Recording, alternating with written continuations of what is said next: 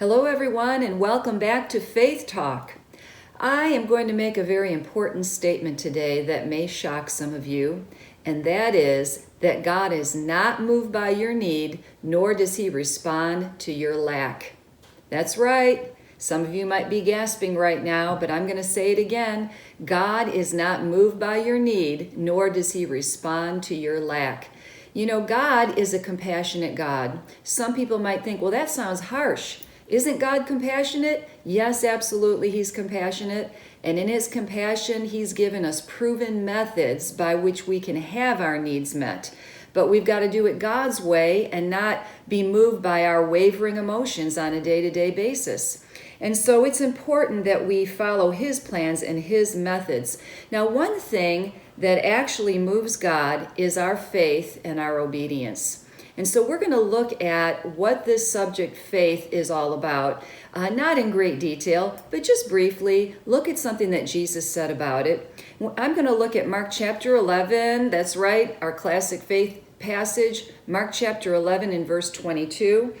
And Jesus said here, have faith in God, or the more literal translation is have the faith of God, or the God kind of faith.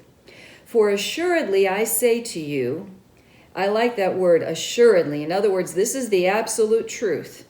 Whoever says to this mountain, be removed and be cast into the sea, and does not doubt in his heart, but believes that those things he says will be done, he will have whatever he says. Wow. I mean, those are some powerful words. The fact that what we believe in our hearts and say with our mouths is what comes to pass is a real revelation for some people. Do you know it's so important that we watch what we say? Because God's created us in such a way that whether we believe this or not, the things that we believe in our heart and speak out of our mouths is exactly what we have. And it's all we'll ever have in life. And so going back to this statement that I made, that your need is not what's moving God. Your lack is not what's moving God. But what will move God is your faith. And of course, obedience is attached to that faith. Now we see this, that Jesus talked about moving mountains by faith. With your faith, not just His faith. And we know this, that the Israelites that were present that day, they understood when Jesus said, you know, whoever says to this mountain, be cast into the sea, that He was most likely referring to the Red Sea. And the reason they would be thinking about that is because they all remembered the defeat of the Egyptian army when they got swallowed up in the Red Sea.